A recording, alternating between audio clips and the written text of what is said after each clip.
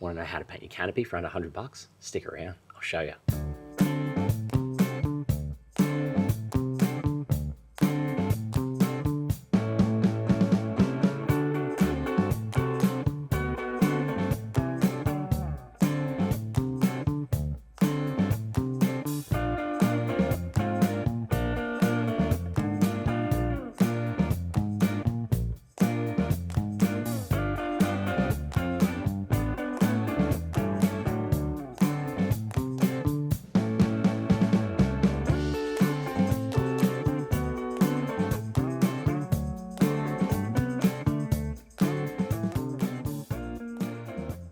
G'day legends, it's Mark here from North Oz, and that's right, in today's video I am going to show you how you can paint your canopy doors and your under tray boxes all for around 100 bucks, and I'm going to show you exactly everything you need to be able to take on this project and how I actually did this myself with very little skills. And as always guys, if I can do this, you absolutely can. So let's get stuck into how I actually managed to do this. Let's do it. So the first thing we'll talk about is what exactly is it that is on those doors and what did I use? So I actually used this, it's an enamel paint. So the one I used is by Polycraft. I picked it up from Super Cheap Auto. It's about $30 for a litre of it. And I ended up getting to using the enamel by doing research on different paints after I found out that to be able to wrap it was going to cost me a lot of money. So I was tossing up whether to wrap it or whether to paint it. And then when I started adding up how much it was going to cost me in materials to be able to wrap it, I was pretty adamant that I wasn't going to spend that kind of money on the wrap. In resources alone, without taking it to go and get it wrapped somewhere else or anything like that, I was going to be up for around $400 to $500 just on the wrap alone. And at that point I was like, well, I could probably spend $500 plus on something that's something a little bit that would contribute a bit more to my off-roading and my camping. So I didn't really feel like spending upwards of $500 plus. And at the end of the day, guys, if I wrapped it myself, it probably still wouldn't turn out very good. So I figured that what's the best way that I can, make those doors white and match the car as best as possible and not spend a huge amount of money. So my budget for this was around $100 to $200. I didn't really want to spend any more money than that. So like I said, the finish on it isn't 100% perfect, and that's because I don't have a whole pile of tools, guys. So all I used for this project was just a roller. That's all I used. So I'm going to show you exactly how it is. I'm going to explain to you exactly how it is that I was able to use this enamel paint on the doors and some of the lessons that I learned from doing that as well. So let's talk about that now.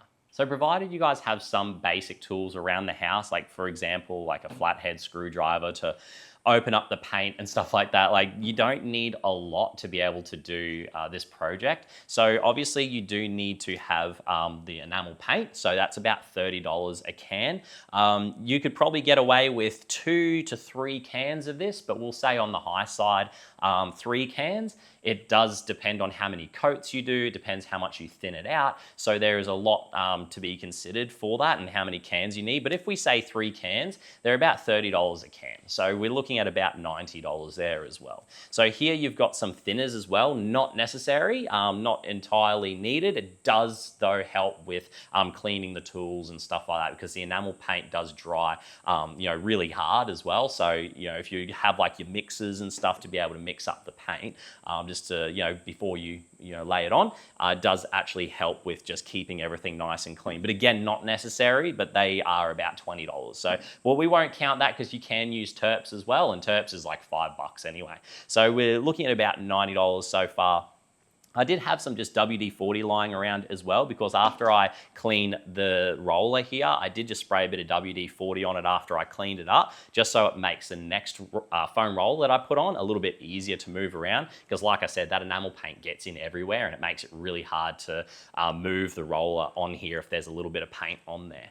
So a little bit WD-40 never hurt as well. And I did have some measuring cups as well lying around, some Metho just for cleanup. There were a couple of things that, I missed a couple of spots on the masking, so I did use some Metho just to wipe it off. I also did use some wax and grease remover as well, so I did end up using some of that to be able to, on the preparation of the surface as well. So for preparation, I didn't do anything special. All I did was use a little bit of sandpaper and just scuff the surface. That was all I did. Apart from that, I ended up using some tape, and this tape here has got some pre-masked drop sheet on it as well, which is pretty cool. So that does save you a little bit of time. But again, just some basic painter's tape and a $2 drop sheet will do the exact same thing. I did get some disposable trays as well, and they're about $2 to $3. Again, you can clean them up after each one if you want to do that. Otherwise, you can just kind of chuck them out and just use another one. So again, you can use as many of those as you like, depending on what your budget's like. I also did have some cling wrap around as well, just to seal a couple of things, just some paint tins and stuff like that, and you wrap that around and it stops the air from moving over it, and then the enamel paint drying. So you can do that in between coats if you live in an area where it's not too humid and you can get the coats on pretty quick. The type of roller that I used was 160 mil. So this is a foam roller here. Just very, very basic, nothing special. These things are like $1 or $2. You get them in a 5-pack and they're like $7 or something. So very, very cheap. I did have some form of mask or some way to protect your lungs as well. So you can use, again, just some disposable ones, which again only run you about $4 or $5. So nothing too special there. So all up, if we're talking about the price, we're looking at about $90 for the enamel and probably another $15 to $20 in the other resources. So you're going to be right around $100. If you need to get things like the thinners and that, which we'll talk about, then you can obviously add some more to that, and if you're using a lot of the disposable trays and chucking them out, and you're not reusing the rollers, for example, then it's going to run you up closer to $150. So that kind of gives you an idea how much this project's going to cost. In my opinion, very reasonable in terms of how much everything here costs, and everything here is really, really cheap, and it's not expensive to go out if you haven't done this sort of stuff before and you don't have any painter's tape lying around. It's not expensive to go and get yourself a nice big roll of it, because then you'll use it in your next project anyway. So that kind of covers us in terms of the price and how much this cost. So let's move on to kind of how it is that I was able to then lay the enamel paint onto the doors. So if you guys haven't done a whole lot of painting in the past, it's 90% of the job that you have in front of you is going to be in the preparation. So what does that look like? So for me, what I did was I used the painter's tape just to cover up latches and hinges, the door handles, anything that you don't want to get paint on. I just used some painter's tape for that. So that's just like, again, before I got into sanding and stuff, I did use some pretty good painter's tape. So the one that I used here is a 3M one. So highly recommend you guys get a good roll of painter's tape, because it does make peeling it off a lot easier, because these things have the difference between like painter's tape and say using like a standard kind of like electrical tape or like a sticky tape or something, or a duct tape, is that this can be on a surface for quite some time and not leave any residue behind.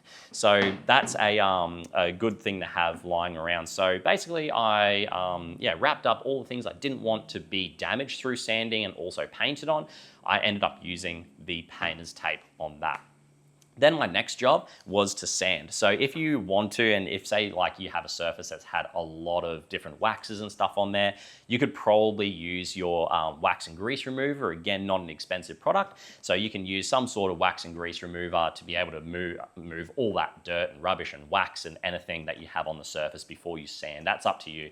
For me, I didn't. I just went straight into sanding. So to do the sanding, I just used, again, guys, whatever I had lying around. I had 100 grit. I used 240 grit at one point, and the whole idea was just to be able to scuff the aluminium surface. And guys, as always, like, I don't know how this is going to go long term, which I will give a long-term review on, but at the moment I'm very happy with how it's all turned out. So, there may be a little bit of learning involved in here, and maybe a bit of an update. So just, as always, guys, I'm not an expert, so this is just how I did it and how I did it for cheap.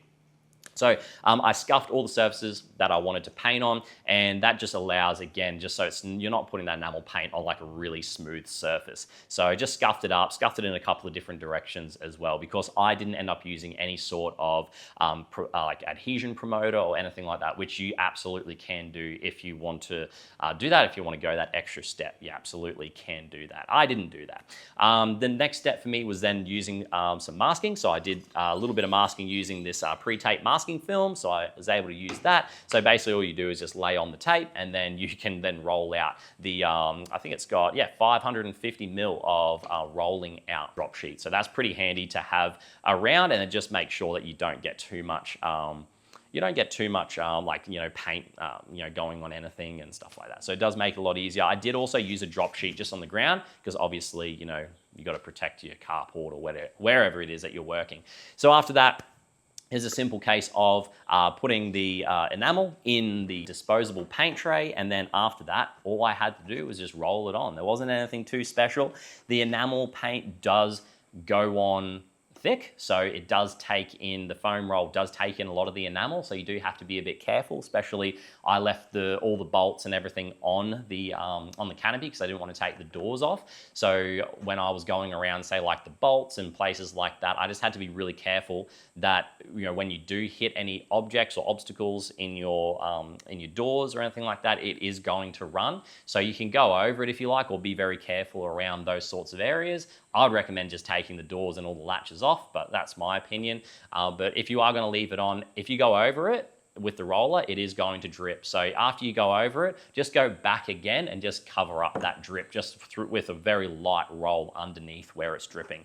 So in terms of would I thin it? I would thin it for the first coat. I thinned it down to, I thinned it about 20%. So, and I did that by the mils, not by weight. Yeah, if I had 500 mil in the cup, then I put about 100 mil of thinner in there. I did that for the first 2 coats and very quickly realized that that was actually too thin. So when rolling it on, I definitely could have only used about 10% thinned for the first one, and then the second coat would have been maybe 5% thinned, and then I didn't even need the thinner for the last 2 to 3 coats. So in total, I put on about 5 coats.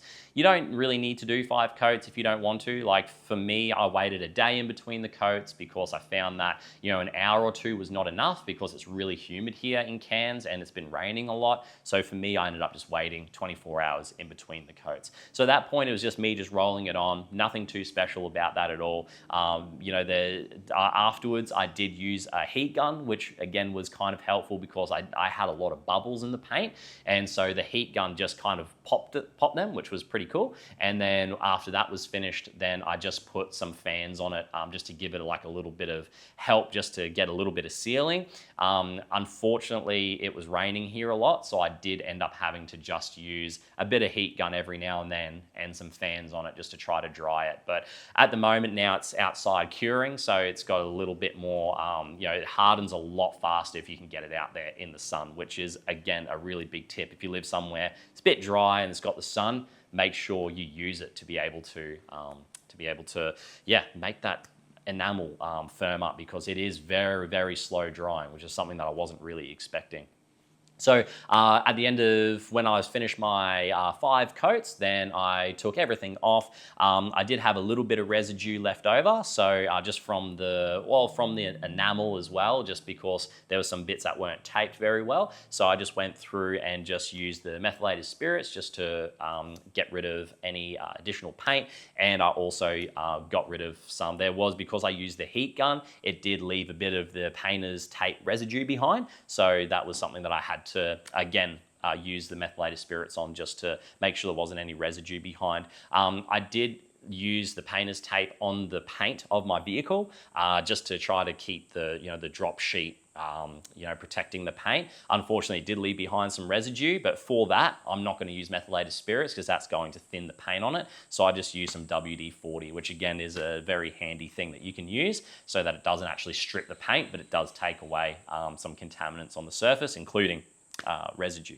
So I think I've covered just about everything that we need to talk about in terms of how it was that I was able to paint the enamel paint on those doors, and some of the details about some of the products that I used. So we'll wrap up today's video by just talking very briefly about the final result, whether or not I'm happy with it, and whether or not maybe you could, or maybe whether or not you should do this compared to some of the other options out there. So now the question remains, would I take on this project again and do enamel paint on the doors? So in my opinion, I really do like the finish of it. I think that over time it's going to be very hard wearing. I did the under tray boxes first, and that has really hardened up really nicely. And so I think that is a pretty good look. Unfortunately, just with the way paint is, you're never going to get it completely off everything, and you're never going to be able to completely mask everything. So you always do get a little bit, a little bit of paint on things, and it doesn't always come off very easy. So there are, it's like I said, guys, it's not perfect because I'm not a professional, but in terms of how it looks overall, at the end of the day, all I really wanted was for these doors to be white. And that is exactly what we have achieved. Yes, it's not perfect. Yes, in some lights you can see some drips and where I went a bit heavy with the roller, for example. But in total, I'm pretty happy with how the final product has turned out. In terms of like some final tips, if you guys are doing this project yourself, I would definitely recommend thinning it. On these under tray boxes, I just used 100% just normal, like no thinning at all. And it did, it went on really, really thick, but it did take a lot longer to dry in between coats. So on the door here, I got a slightly different finish, and it's a slightly different color. It's a slightly lighter white. This is a little bit of a darker white, which kind of suits the car a bit better, but it doesn't really, at the end of the day, it doesn't really matter. But if you are gonna thin it, you may end up with a slightly different color. If you are painting panels that are kind of close to each other, you would notice that. Might get a couple of questions as well as why didn't I paint the base of the canopy as well and the surrounds. I actually just don't really like the look of one complete color. I think that having a little bit of the aluminium exposed with the welds and that is kind of cool in my opinion. That's just me. And also it saves a lot of money, guys. Like again, one of the things that people may be asking is, well, why didn't I powder coat it? To powder coat it is a lot of money. If you get a quote on powder coating your canopy and base before you get it all assembled, it's going to be a lot of money. I think it was somewhere around $4,000 to $5,000, which is a huge amount of money. So I wasn't really going to spend that much money this time around anyway on getting this powder coated. And at the end of the day, like it looks pretty close to powder coating. And how many people, guys, are going to go up to it and be like, oh, this has got a slight imperfection, or it's, that looks a little bit rough here. How many people are going to do that? And at the end of the day, it's, it is what it is. $100, $150, you get yourself a white finished canopy, and at the end of the day, it's white. Like, if we're not going to be too fussy about it, it doesn't really matter. I'd be more annoyed if I spent $5,000 on getting this powder coated and then I took it down a track and it got ruined. And I wouldn't have any way to touch it up anyway. But with this, if I mess it up at any point, so, say for example, I dent this panel, I need to get a new one, I can just again go out and buy $30 worth of enamel paint and fix that up myself. So there are a lot of DIY sort of benefits to this, and as well gaining skills by trying different paints out and seeing how that all works. I can as well try different projects and and give other parts and other things to go as well. It's what it's kind of all about at the end of the day for me, is just seeing what works and what doesn't and weighing up the pros and cons. So if you guys have any questions, put them down in the comment section. If I missed something, make sure you let me know, because it's at the end of a day of unmasking and doing a lot of stuff out here in the sun. So I'm pretty tired, but at the end of the day, I'm really happy with how it's turned out. I really wanted to get this video out to you guys so I could kind of share the enthusiasm with what I've done. So I hope you guys appreciated today's video. If this is something that you think you might take on yourself, let me know down in the comments section. And like I said, if I missed anything, please let me know. Alrighty guys, I'll see you very shortly in the next video. Take care.